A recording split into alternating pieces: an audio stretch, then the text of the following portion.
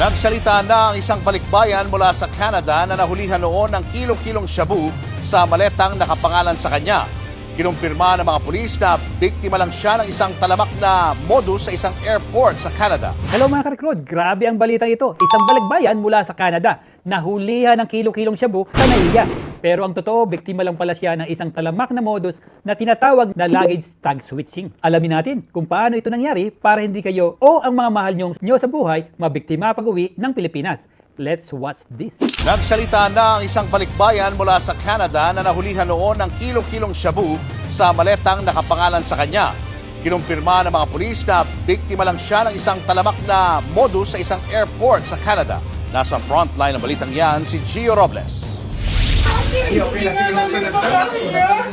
Mag-iisang taon na mula nang ibalita ko ang isang balikbayan mula sa Canada na inaresto matapos madiskubre umano ang kilo-kilong shabu sa kanyang maleta. Sa unang pagkakataon mula nang siya'y makalaya, nagpaunlak sa News 5 ang 63-year-old na si Grace Merano. Higit 3 linggong nakulong si Grace sa headquarters ng PIDEA sa Quezon City nang dahil sa insidente niya. July 14, 2025 nang lumapag sina Grace at kanyang anak sa NAIA mula Hong Kong sakay ng connecting flight galing Toronto. Iyon daw ang unang pagkakataon na makakauwi ng bansa sina Grace matapos ang mahigit isang dekada. Pero ang excitement noon napalitan ng bangungot. Nawala raw ang isa sa 4 nilang bagahe. Sa halip daw na tulungan siya ng staff, dinala siya sa isang kwarto kung saan kinwestiyon na siya tungkol sa kilo-kilong shabu.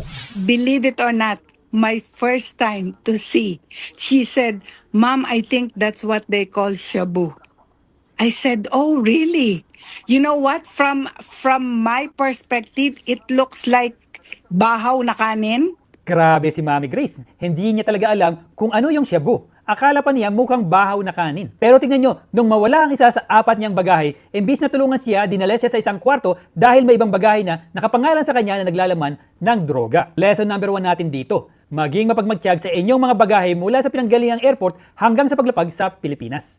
Dagdag pa riyan, ipinagtataka niya rin kung bakit nagkaroon ng baggage tag na nakapangalan sa kanya ang bagahe. Dito pumapasok ang lesson number 2. Kung may mawala man sa inyong bagahe, siguraduhin kasama nyo ang airport authorities sa paghahanap at huwag basta-basta magpapasok sa mga kwarto ng walang sapat na witness. Gayong hindi raw sa kanya yon.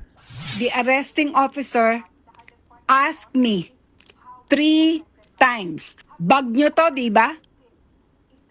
Sabi ko, "Hindi." Sabi niya, "Bag nyo to, di ba?" Sabi ko, "No." How many times do I have to tell you that luggage does not belong to me, that luggage is not mine? Tama ang ginagawa ni Tommy Grace. Lesson number 3. Never claim or admit ownership of a bag na hindi sa inyo. Kahit nakadikit pa doon ang pangalan nyo. Kung alam mong hindi mo bag yan, maiintindihan ka at sabihin mong hindi. At kapag tinanong ka, ulit-ulitin mo na hindi sa iyo yan. Pinalaya kalaunan si Grace base sa inilabas na resolusyon ng Department of Justice. Wala raw sapat na ebidensya na isa siyang drug courier. Ayan, lumabas din ang katotohanan ayon sa PIDEA.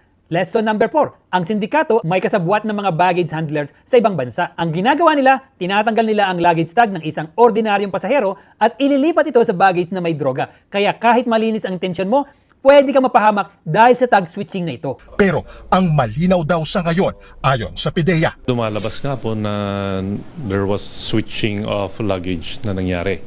Although yung tag kasi ng pangalan niya nung kanyang luggage was found doon sa na-recover natin sa NAIA. Ayon sa PNP Aviation Security Group, ito raw ang unang beses na nagkaroon ng luggage tag switching modus sa NAIA. Bagay na binabantayan umano ngayon ng mga otoridad sa mga paliparan. Pero nabunyag sa isang investigasyon sa Canada na laganap ito sa Toronto Pearson Airport. Ayon sa ulat, tinatanggal umano ng mga sindikato sa tulong ng mga kasabwat na baggage handler ang mga baggage tag ng mga ordinaryong pasahero gaya po ng hawak ko ngayon. At saka po ito inililipat sa mga bagahe na naglalaman ng illegal na droga.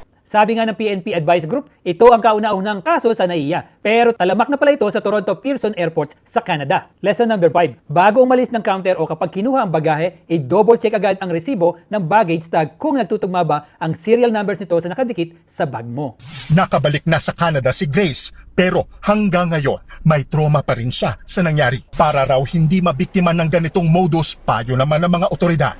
Pag sakaling may mga insidente no, na ipapaangkin or ipapabigay sa'yo, wag muna mong tanggapin no, yung mga bagahe. Siguraduhin muna na yung bagahe na yon ay sa'yo. Before you fly or pick up your luggage at the airport, do take a picture or video of your luggage and its attached tags before checking them in. Do customize your bags, use distinct ribbons, covers, or unique lock so they are easily recognizable. Do double check the baggage claim, stub, and match it exactly with the tag on the bag. Don't accept or touch any luggage being handed to you by strangers or unverified personnel. Don't panic if questioned. Ask for proper documentation or contact your embassy or legal assistance immediately. Remember, ang pagiging maingat ay proteksyon ng iyong pamilya at ng iyong kalayaan. Kung gusto niyo pa ng mga ganitong reaction video at safety tips, i-comment ang Rick Rod reaction tip sa ibaba. Huwag kalimutang i-share ang video na ito sa mga kamag-anak niyong madalas magbiyahe. See you sa susunod na video mga ka-Rick Rod.